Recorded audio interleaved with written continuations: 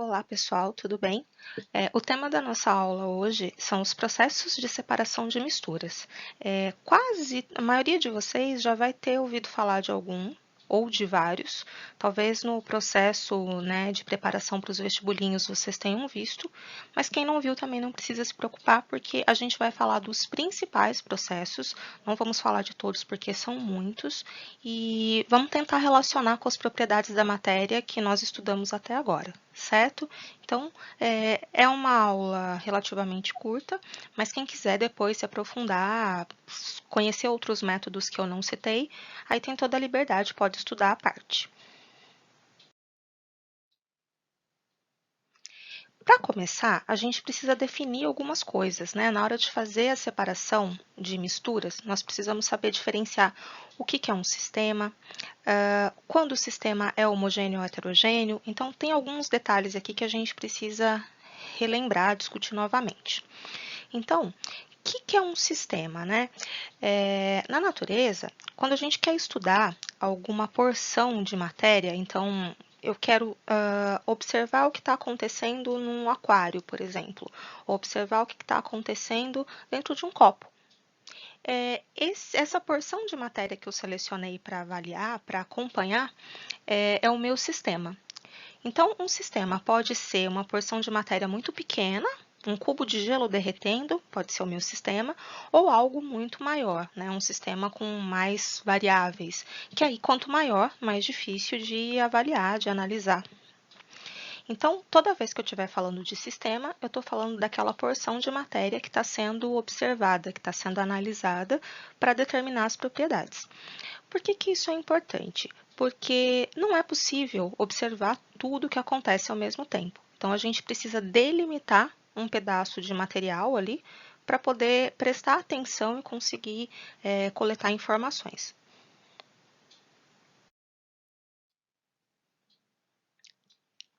Os sistemas, eles podem ser classificados em homogêneos ou heterogêneos. E para fazer essa classificação, a gente precisa entender direitinho o que é fase, né? O que a gente chama de fase. A fase é aquela porção do meu sistema que tem características muito bem definidas, características semelhantes. Então, quando você observa aquele material, você consegue ver como se fosse algo contínuo. Tem que tomar um pouquinho de cuidado, porque a definição aqui diz, ó, aspecto uniforme, mesmo quando observado ao microscópio comum. Esse detalhe é importante porque tem alguns materiais que a gente pode analisar visualmente e acreditar que é homogêneo e na verdade não é. Eu vou dar dois exemplos. O leite. Muitas vezes a gente pode analisar, avaliar o leite como uma mistura homogênea, e não é. Observando até a olho nu, mais próximo, a gente consegue observar que o leite ele tem várias partículas de gordura, enfim, o leite, observado ao microscópio, então, fica mais evidente. O leite é uma mistura heterogênea. Outro material que engana bastante é o sangue.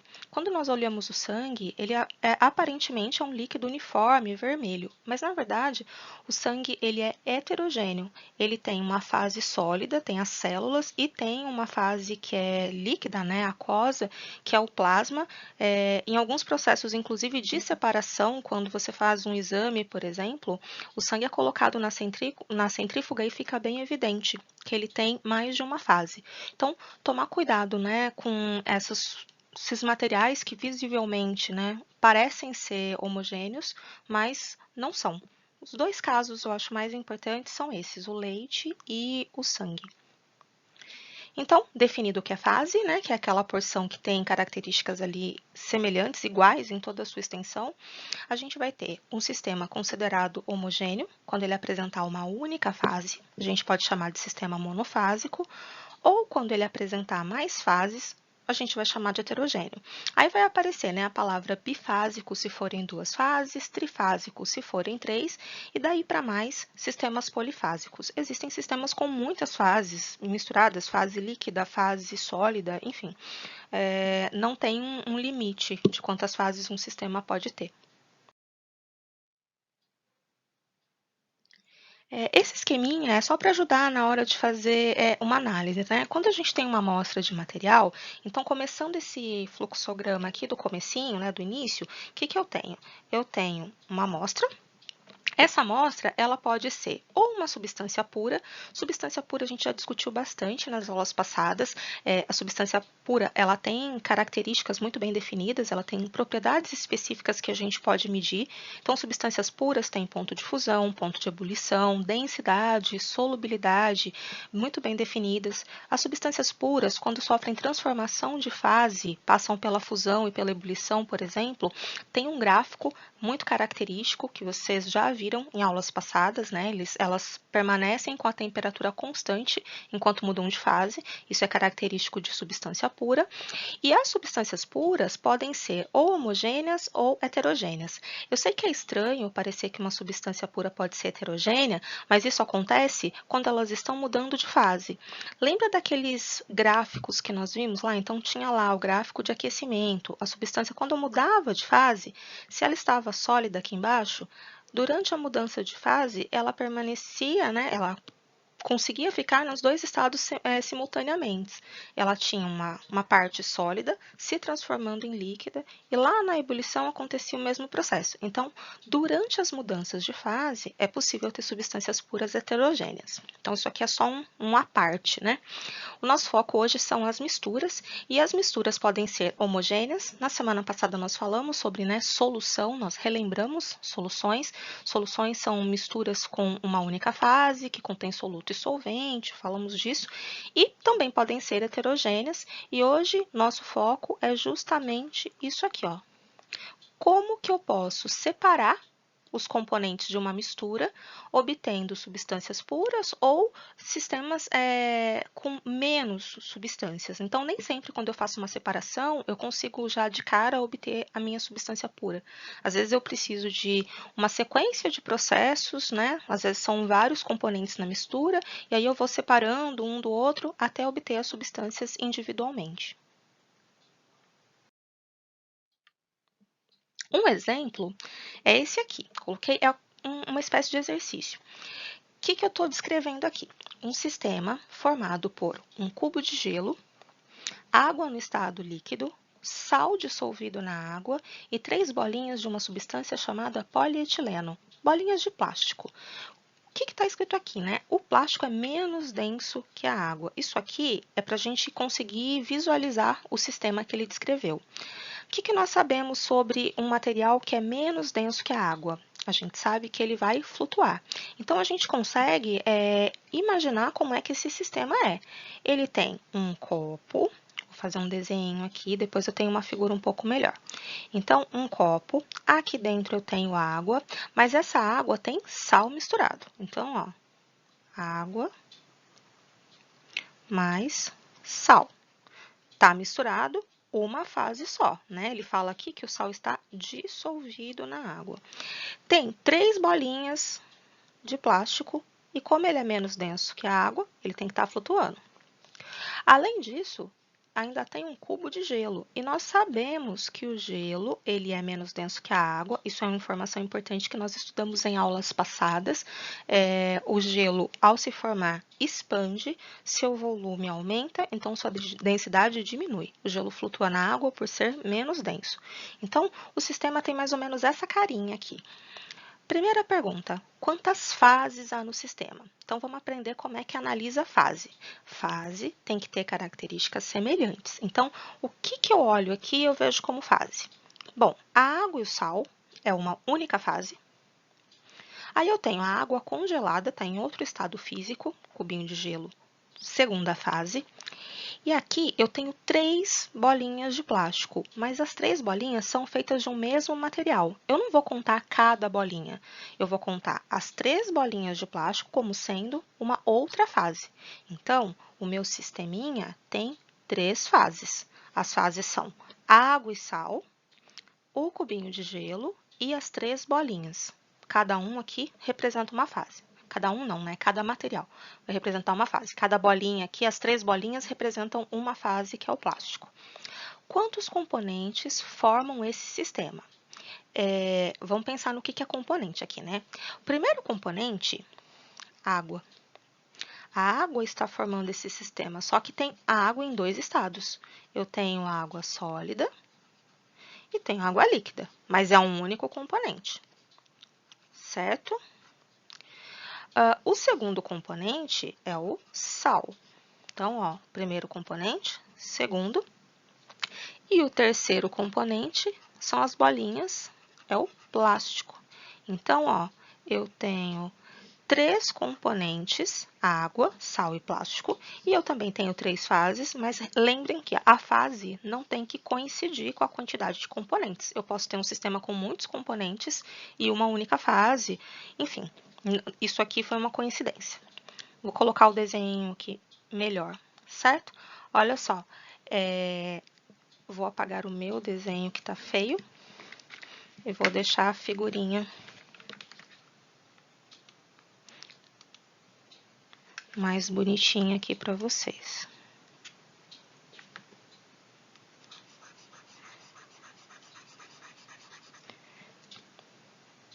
Continua.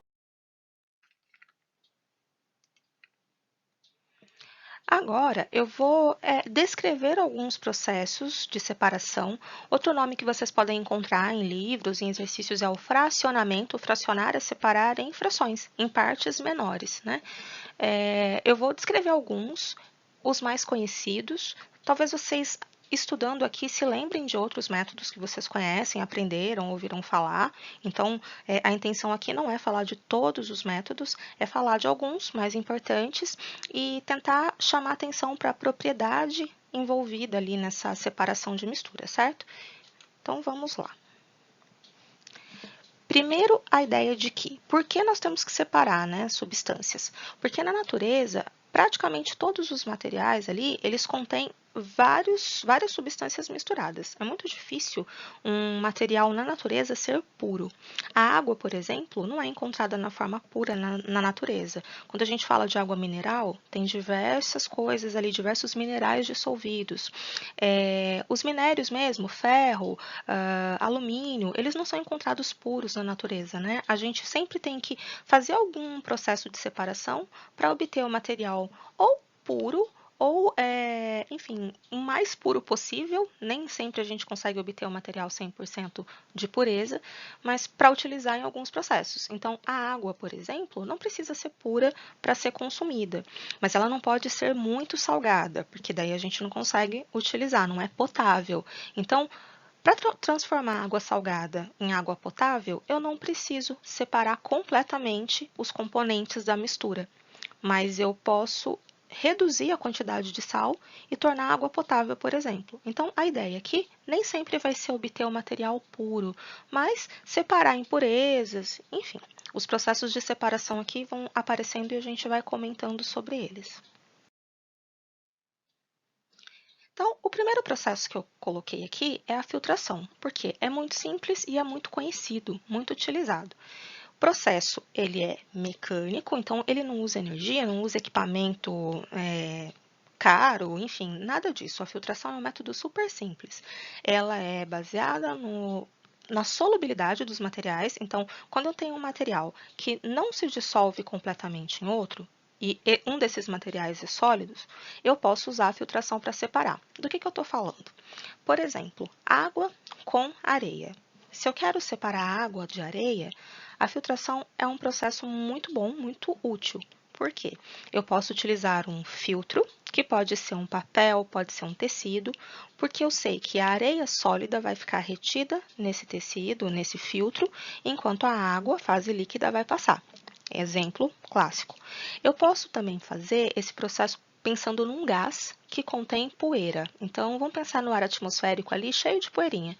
Eu posso passar um aspirador de pó, porque ele vai sugar o ar com a poeira, mas ele tem um filtro lá dentro que vai segurar a fase sólida, que é o pó, e vai deixar passar o ar. Então, tanto o líquido com o sólido quanto um gás com o sólido podem ser separados através de filtração. exemplo de filtração em laboratório, muito chique, com, né, um funil. Aqui costuma-se colocar um papelzinho de filtro. Esse papel de filtro ele é semelhante àqueles utilizados para fazer café mesmo. E aí a gente vai derramar a mistura, o que for sólido fica preso ali, sólido fica preso, e o líquido atravessa. Então, é para misturas que são heterogêneas, né? Não dá para fazer uma filtragem com mistura homogênea, porque tudo passaria pelo filtro. Outro processo que a gente pode fazer é uma filtração acelerada. Essa filtração, ela também é feita com um filtro, tem um material que vai segurar o sólido. A diferença aqui é que nós vamos acelerar a passagem do líquido usando um vácuo. Então, por diferença de pressão, a filtragem vai acontecer mais rapidamente. Quando ela tem que ser muito eficiente, num laboratório, por exemplo, se usa esse método. Eu tenho uma figurinha aqui. A ideia é mais ou menos essa, é só uma foto mesmo. Então, o que eu tenho? Aqui dentro, eu tenho um filtrozinho. Ele fica esticadinho aqui dentro, pode ser um filtro de papel mesmo. E isso aqui é uma espécie de funil, só que ele é de porcelana, porque ele precisa resistir à pressão, né? Não pode ser um filtro tão frágil. Aqui a gente passa água corrente. A água corrente passa por aqui e ela acaba sugando o ar de dentro desse recipiente. Aqui é tudo vedado, tudo fechadinho. Quando ela suga o ar de dentro do recipiente, tem uma setinha aqui, ó, indicando que o ar vai sendo removido, eu começo a ter um vácuo. Vou removendo o ar, eu tenho vácuo. A pressão lá dentro vai tendendo a zero, vai ficando muito baixa a pressão. E a pressão atmosférica do lado de fora vai empurrando a mistura, né, a fase líquida para baixo e faz a filtragem acontecer mais rapidamente, ela é mais efetiva. Agora, é uma filtração, né, não muda muito do processo. Vai servir quando eu tenho um sólido misturado com líquido e eu quero separá-los. Caso clássico, né? Em casa todo mundo deve fazer, mesmo quem usa cafeteira, normalmente tem um filtro lá dentro, a não ser essas de cápsula, mas as cafeteiras mais antigas, elas são baseadas em filtração. Então, todo mundo alguma vez na vida. Segundo método, decantação. Tem um método aqui mecânico também. Quando fala que o método é mecânico, é que você vai usar um equipamento simples e ele vai acontecer ali naturalmente. Eu não preciso de energia elétrica, de aquecimento, de nada para forçar essa separação a acontecer. A decantação, ela ocorre por diferença de densidade. Então, quando eu tenho uma mistura, isso aqui é importante, ó, tem que ser um material immiscível no outro, que não se mistura no outro. Então, tá claro aqui que a mistura tem que ser heterogênea. Decantação utilizada sempre em mistura heterogênea. O que vai acontecer? O componente ou os componentes mais densos, eles vão ficar na fase de baixo, no fundo do meu recipiente, enquanto os componentes menos densos vão flutuar. Esse é um método de separação que nós vamos chamar de decantação. Decantação é um processo super conhecido. Outro método, sifonação. Esse método é feito usando um sifão, que pode ser uma mangueira, enfim, e por diferença de pressão, eu consigo separar, principalmente quando eu tenho líquido com sólido, que é o mais clássico, até líquido com líquido é possível, mas é bem trabalhoso de fazer. Então, a ideia é mais ou menos essa, ó. Coloquei uma figurinha aqui que acaba englobando os dois métodos. Eu tenho o que a gente chama de sedimentação aqui, que é esperar, né, o material descer, decantar. Então, decantou, foi para o fundo do recipiente. Aqui o que ele está fazendo no primeiro caso, né, na primeira figurinha, é tentar derramar bem devagarinho a fase líquida. Aí você utiliza um bastãozinho para ajudar ali. É um processo manual, bem cuidadoso. É um método de separar por decantação. Agora, eu posso esperar decantar e depois ir para uma outra etapa, que é utilizar uma espécie de uma mangueira. Eu coloco o recipiente que eu quero usar para fazer a coleta num lugar um pouco mais baixo. E aqui, por diferença mesmo, por gravidade, o líquido vai sendo, né, puxado, ele vai descer. Aí a gente vai com cuidado aqui até tirar praticamente todo o líquido. Se utiliza esse método, às vezes, para pegar gasolina, tirar a gasolina de dentro do tanque, né? Você usa uma mangueira, você assopra na mangueira e você faz uma diferença ali de pressão, começa a sair o líquido, e aí é só ir recolhendo. Então, sifonação e decantação estão demonstradinhas aqui. A gente tem o funil de separação, que aí é um equipamento de vidro muito usado em laboratório. Na escola a gente tem, numa oportunidade, mais para frente a gente pode usar, vocês podem manipular lá na escola, mas coloquei foto aqui também. E ele é usado para separar líquidos. Esse funil ele é muito útil em laboratório, pode ser chamado de funil ou balão de separação, funil de decantação, funil de bromo, tem vários nomes, mas a figurinha é essa aqui, ó. O que eu tenho? Eu tenho um recipiente, ele tem que ser transparente, então normalmente se usa vidro, porque a separação aqui ela tem que ser visual, ó. Eu tenho um líquido aqui em cima e um líquido embaixo. Eles não se misturam, então isso aqui, ó, o detalhe importantíssimo, só separa misturas homogêneas de líquidos. O que vai acontecer? Por gravidade, o líquido que está embaixo vai descer por essa torneirinha. Isso aqui é uma espécie de um registrinho, uma torneirinha que eu abro, eu vou deixando descer o líquido mais denso, e quando o líquido menos denso, né, vai chegando aqui pertinho da divisória, né, da torneirinha, eu vou e fecho. Troco o recipiente aqui de baixo e recolho o resto do material. Aí, muita gente pergunta, nossa, mas consegue separar 100%? Na verdade, quando está chegando bem pertinho aqui, o que a gente faz? A gente para de recolher, descarta aquele líquido que está na interface entre os dois aqui, e aí depois continua recolhendo só o líquido menos denso. Então, assim, tem que às vezes descartar um pouquinho, porque é muito difícil separar exatamente ali, né? Você tem que, só se você for de gotinha em gotinha. É um processo trabalhoso aqui no final de cada etapa.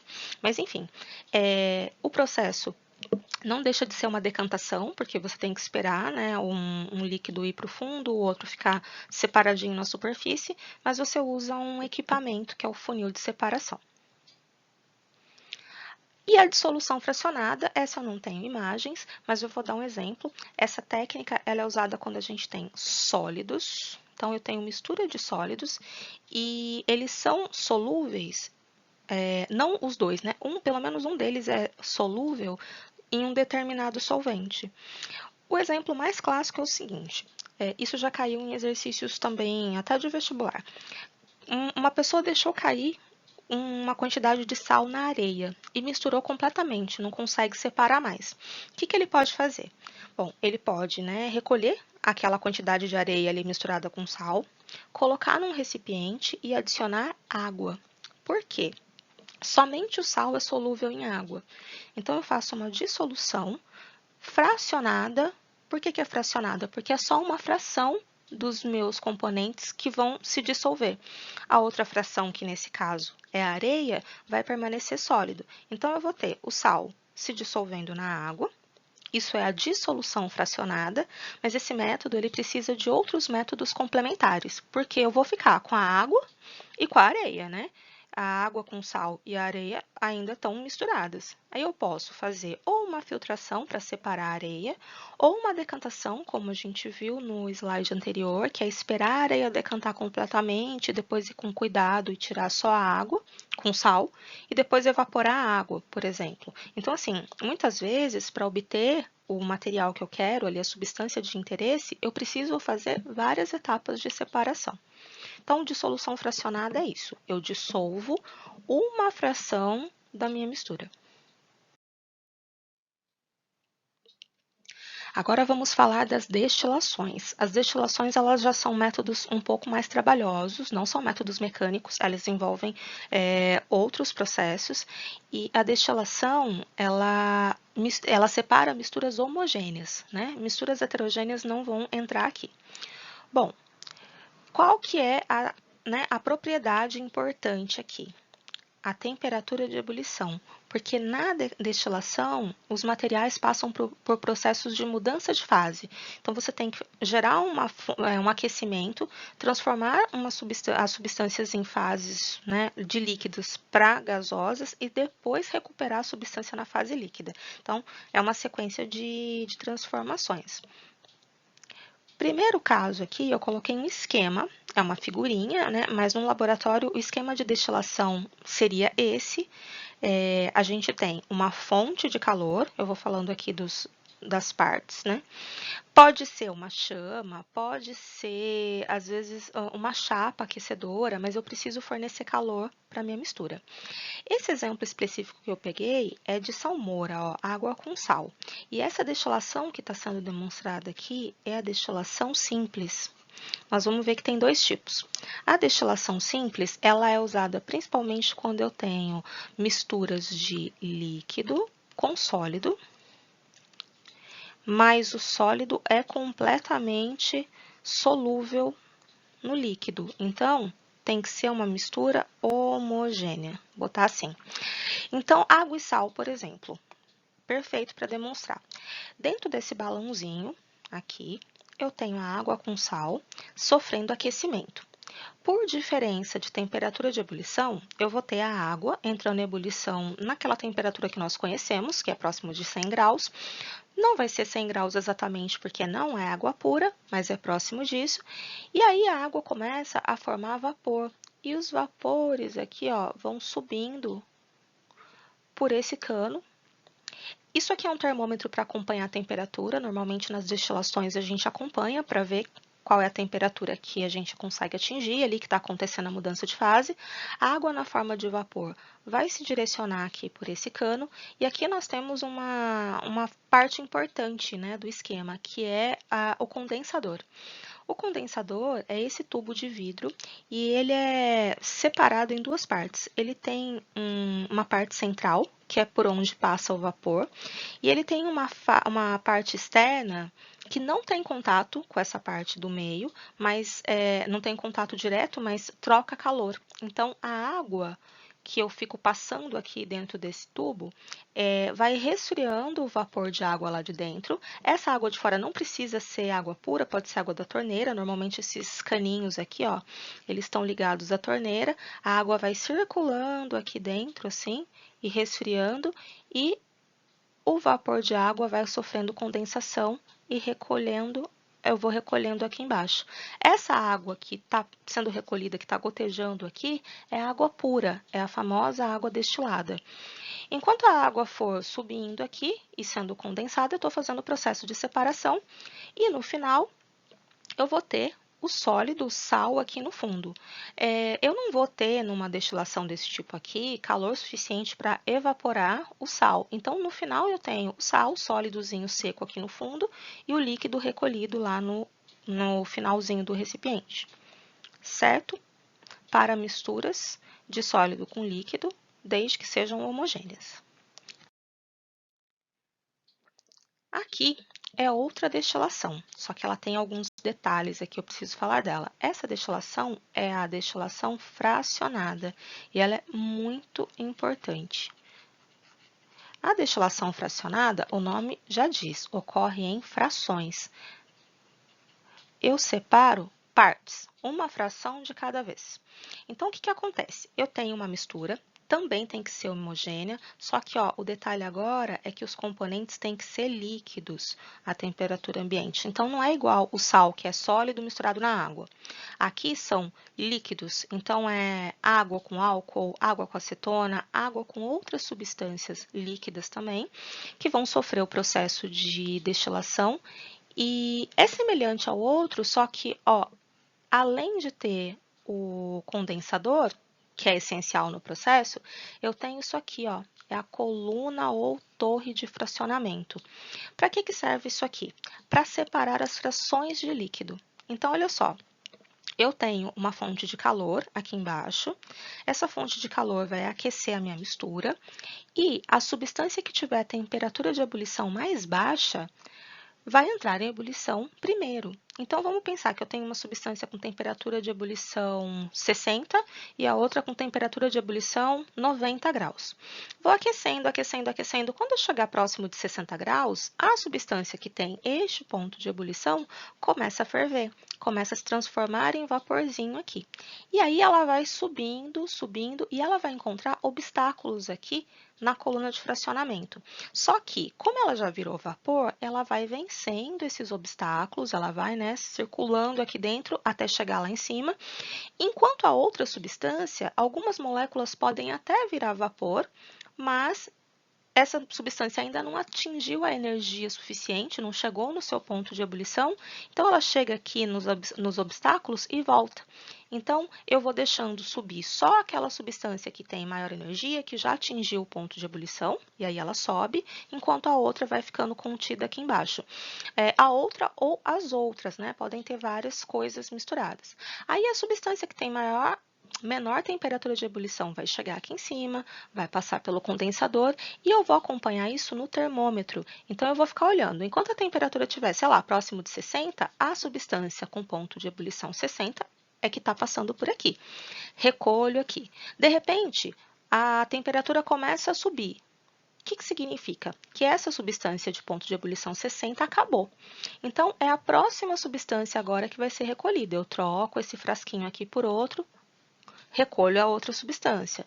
Ou a outra, eu posso ter várias. Cada substância vai sendo separada na sua temperatura, né, de ebulição, ou pelo menos próxima dela. Um detalhe importante é que as substâncias não podem ter temperatura de ebulição muito próximas, né? Eu não vou conseguir separar uma substância que tem temperatura de ebulição 60 e a outra 61. Por quê? Dentro da mistura, as temperaturas não ficam constantes, nós vimos isso nos gráficos, né, de vaporização, de mistura e tudo mais. Então, é impossível separar se todo mundo virar vapor ao mesmo tempo. Então, tem que ter esse cuidado, né? Nas destilações, tem que ter uma certa diferença ali de temperatura de uma substância para outra. Esse é o esqueminha clássico de destilação fracionada. Agora eu quero falar da destilação fracionada numa situação do cotidiano. É isso aqui. A destilação fracionada, ela cai muito em prova, porque é o método utilizado para destilar os componentes do petróleo. O petróleo é uma mistura muito complexa, tem muitos componentes, mas o petróleo puro, né, eu digo puro não substância pura, mas o petróleo, assim como é retirado da natureza, não tem nenhuma utilidade, né? É uma massa escura com muitos componentes, uma massa assim pastosa, e não tem o que fazer com o petróleo do jeito que ele é retirado, extraído. O que se faz é levar para uma refinaria e lá separar as partes. Aí, depois de refinar, de destilar o petróleo em várias frações, é que a gente vai dando os usos, né, as funções para cada fração. Esse desenho aqui, ele representa a coluna de fracionamento. Só que isso aqui tem muitos metros de altura. Então, numa destilaria, lá numa refinaria, o que eu tenho? Eu tenho muitas torres onde o petróleo vai sendo colocado, ó. O petróleo é uma mistura que vai passar por aquecimento, ó. O que acontece aqui? As substâncias que têm temperatura de ebulição menor já vão virando gás e vão subindo, vão indo lá para o topo da coluna. É óbvio que elas vão passando por obstáculos aqui dentro da coluna, né? Ela vai circulando, e quanto menor a temperatura de ebulição, mais alta essa substância vai ser recolhida lá na torre, né? No refino. Olha só, algumas substâncias vão entrar em ebulição, vão virar vapor a 20 graus. Então, elas vão subir rapidamente pela coluna. Aqui eu tenho, por exemplo, gás de cozinha. Aí, com uma temperatura um pouquinho maior, ó, próximo de 70 graus, eu tenho o que a gente chama de nafta, é usado para fazer plástico. Um pouquinho maior a temperatura, um pouco, né? A gente tem a gasolina, os componentes da gasolina vão sair por aqui, ó, próximos de 120 graus. Então, à medida que a temperatura vai aumentando, eu vou tendo substâncias virando vapor e sendo recolhidas. Querosene, óleo diesel, lubrificante. Então, ó, todos esses são componentes do petróleo que vão sendo separados por destilação fracionada. A destilação aqui, ela não separa substâncias, ela separa grupos de substâncias, né? Não é uma separação muito detalhada que separa substâncias puras, mas já separa partes úteis do petróleo que a gente pode utilizar. Isso aqui é útil, isso aqui também, gasolina, nossa, demais, querosene e assim por diante. Então, é importante lembrar que a destilação fracionada é um método utilizado para separar os componentes do petróleo. Isso é muito importante. E aqui nesse slide, gente, eu fui citando alguns métodos, alguns eu coloquei figura, outros não. E se vocês lembrarem de mais algum, depois vocês podem me falar, pode acrescentar aí. Ó, métodos com um nome bem sugestivo. Catação, que é catar, recolher mesmo, quando eu tenho, por exemplo, feijão misturado com algum outro tipo de grão. Então, é visível, eu posso pegar com a mão. Catação é um método de separação. A ventilação é um método também de separar misturas heterogêneas. Por exemplo, quando a gente tem aquela casquinha do arroz e os grãos, eu posso, por ventilação, ou seja, por uma corrente de ar, fazer aquela parte mais levezinha, né, voar, se separar da outra. É mais ou menos isso aqui, ó, tá vendo? O que é mais levezinho vai subir, e aí você pode jogar uma corrente de ar ali. É um método que é usado em alguns lugares, por exemplo, quando corta a grama, você vai com um jato de ar, assim, e vai empurrando os pedacinhos, ventilação. A peneiração, que o nome já sugere, né? Vai usar a peneira. E a peneiração, então, separa por tamanho. Você vai ter partículas grandes e partículas menores que vão passar pelos furinhos da peneira. Então, você seleciona o tamanho do orifício para segurar o que você quer e deixar passar o que você não quer. Ou o contrário. A levigação, que é um método que não é muito do nosso cotidiano, mas é usado na mineração manual, né, principalmente de ouro. Você usa uma espécie de É uma espécie de peneira, só que ela não tem os furinhos, chama-se bateia. A pessoa vai, passa, separa por densidade, né? Tem ali as pedrinhas, o cascalho e o ouro que é mais denso, que vai se acumulando no fundo da bateia, e o menos denso ele vai ficando por cima, e aí a pessoa vai passando água, né? Separação magnética, esse é um método, gente, muito específico, serve só para uma situação, quando eu tenho algum metal que sofre atração por ímã. Então, não dá para separar qualquer coisa. Um clássico exemplo disso é quando você separa a tal limalha de ferro, aparece demais em exercícios, que é o ferro em pó, de outros componentes. Então, eu tenho ferro em pó misturado com areia, dando um exemplo grosseiro. Eu pego um ímã, vou passando por cima dessa mistura e aquilo que for magnético, o ferro, vai começar a colar no ímã e eu consigo fazer a separação dessa maneira. Tem uma fotinho aqui, tá vendo? É um método, então, que só vai ser usado se eu tiver um material com propriedades magnéticas que vai ser atraído por ímã. Não se usa em qualquer caso. Aí a gente tem a cristalização fracionada. Esse eu não tenho figura, mas é quando você tem, por exemplo, água e sal. E você começa a evaporar a água lentamente. O que vai acontecer é que os cristais de sal, quando a água for evaporando, vão se formando no fundo do recipiente, porque é baseado na solubilidade. Quando eu tenho pouca água, a quantidade de sal que ela consegue dissolver é menor, e aí eu vou formando cristalzinhos. Isso acontece quando a gente faz, para obter o sal de cozinha, por exemplo, nas salinas. Você tem uma quantidade de água do mar que você leva para um local, essa água vai evaporando, não deixa de ser um método também de separação, a evaporação da água, e vão se formando os cristais de sal à medida que a água evapora. É uma cristalização fracionada. A flotação. A flotação é um método baseado em densidade. Então, eu tenho, por exemplo, dois materiais. Vou dar um exemplo aqui, ó, vou fazer um desenho. Eu tenho dois materiais. Eu tenho areia e algumas folhas. Tá tudo misturado. Aí eu jogo água. O que vai acontecer? A areia vai ficar no fundo.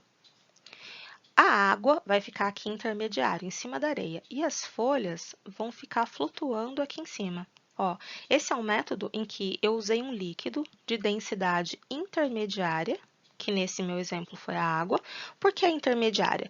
Porque ela é menos densa que a areia, então a areia afunda e a água fica em cima, só que ela é mais densa que as folhas, e aí a folha fica em cima. Então eu fico com 3 camadas aqui de substâncias, aí eu posso recolher as folhas e depois, sei lá, evaporar a água, mas é um método que separa por densidade. E temos a extração também. A extração é um método que a gente utiliza quando faz chá, por exemplo, ou quando faz café também. Antes da filtração, a gente coloca lá a água no pó de café. Aliás, o pó de café na água. O que acontece?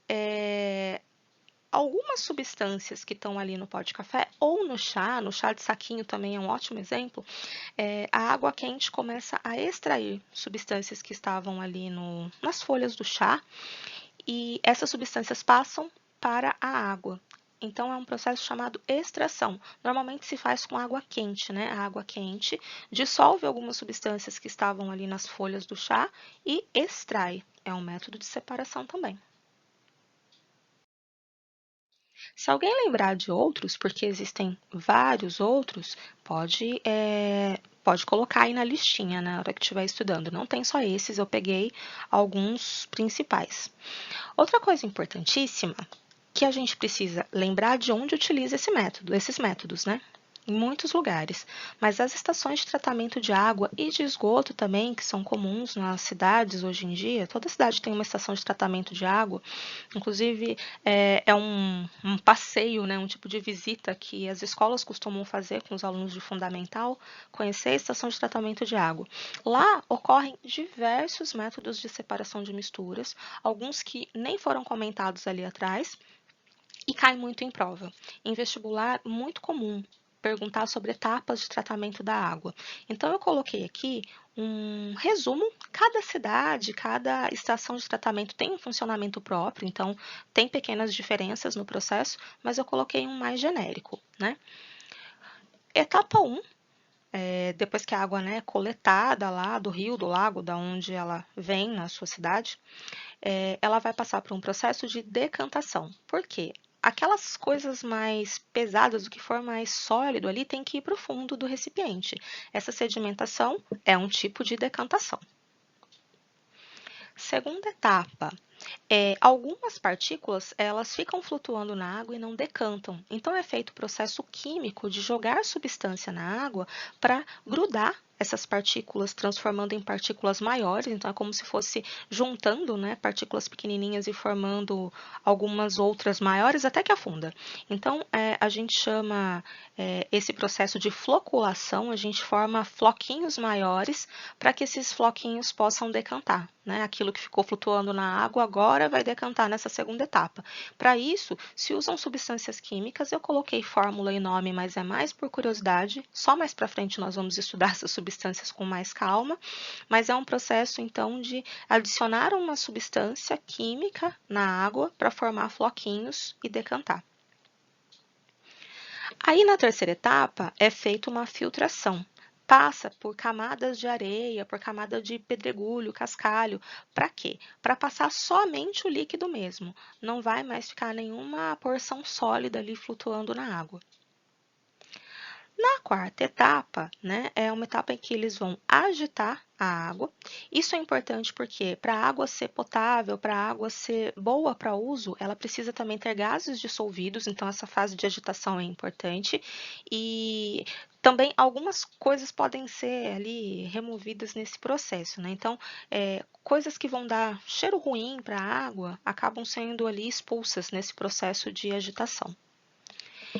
E, por último, a gente tem as etapas de matar micro-organismos, né? Para não ter nenhum tipo de bactéria, nenhum tipo de alga, fungo, alguma coisa que possa fazer mal, é feita a adição de cloro, que vai matar esses micro-organismos. E a gente tem também a adição de flúor, que no Brasil é feita por lei, tem que colocar flúor na água, que é para evitar o problema de cáries. Aqui fala que algumas cidades colocam ozônio, algumas cidades colocam cal na água. Parece estranho, mas é para acertar o pH. O pH da água tem que ficar ali por volta de 7. Então, acertar o pH é um processo que tem que ser feito, tanto para ela poder ser consumida com segurança, quanto para não corroer os canos. Em muitas cidades ainda tem aquelas tubulações antigas, que são feitas de metal, de ferro normalmente. E aí, uma água muito ácida ou muito básica, né, uma água que não está com o pH muito bem controlado, pode corroer os canos. Então, assim, essas são as etapas mais comuns. E eu também coloquei algumas figuras, coloquei duas para vocês verem como é que seria um esquema de estação de tratamento de água. Ó, essa figura aqui, né? Então, ela descreve o processo, ó, a água é captada e aí vai passar pelos processos, decantação, filtro de areia, né, até chegar aqui embaixo na água potável. Aqui, ó, adição de cloro e flúor, então vai descrevendo as etapas que eu fui comentando com vocês. E aqui uma outra figurinha, essa aqui, por sinal, caiu numa prova de vestibular em que eu estava prestando, eu lembro bem dessa figura, e pergunta, né, fala sobre algumas etapas e fazia uma pergunta sobre o que acontecia em alguma delas. Então, ó, aqui é a mesma coisa. A captação acontece do rio. Aqui, esse carvão ativado, gente, é um componente importante porque ele gruda partículas menores ali, ele consegue segurar principalmente partículas que têm odor ruim, é importante. Esse coagulante são aquelas substâncias que servem para formar os floquinhos, para fazer a floculação. Coagular é formar flocos maiores. Essa colocação de cal que eu falei aqui é para arrumar pH, quando a água está muito ácida, por exemplo. Aí aqui ó, tem as etapas, floculação, decantação, a filtração por cascalho, areia, a etapa de colocar flúor, cloro. Cal é para acertar o pH quando está muito ácido. A amônia também pode ser usada, mas não é muito comum. A gente tem o reservatório aqui, que a água fica prontinha para ser mandada para a cidade. Então, aqui é um esqueminha também, um desenho que pode representar o processo. Por último, coloquei um videozinho. Quem tiver dados para isso pode assistir. É um videozinho do Manual do Mundo, onde ele visita uma estação de tratamento de água e mostra, né, como é que é feito ali de perto. É interessante para quem nunca viu, para quem nunca visitou uma estação, eu acho que vale a pena. Agora, quem já foi, sabe direitinho como funciona, à vontade. E é isso, gente, né? Agora vocês podem fazer os exercícios que estão lá no Forms. Essa semana os exercícios são para entregar, então é importante responder, dar uma estudadinha antes. Eu estou enviando para vocês os slides que estão aqui nessa apresentação para vocês estudarem. Pode dar uma revisada, né, antes de fazer exercícios. E não esqueçam de enviar a atividade até a semana que vem. A atividade dessa semana valendo a frequência. Então, e qualquer dúvida é só perguntar.